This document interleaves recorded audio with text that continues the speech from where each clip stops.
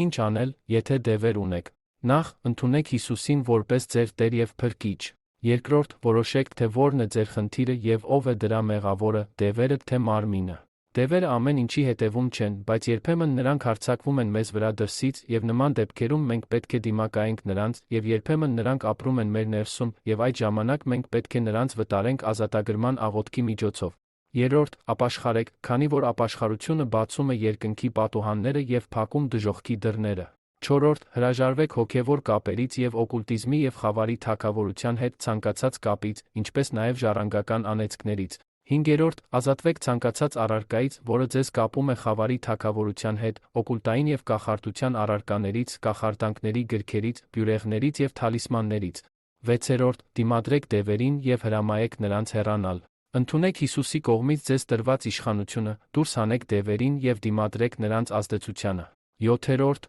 օգնություն խնդրեք։ Ազատության մեջ ապրելու համար հաճախ անհրաժեշտ է հասուն հավատացյալների օգնությունը Քրիստոսի մարմնում։ Աղոթքի համար գնացեք եկեղեցի, որն ունի ազատագրման ծառայություն։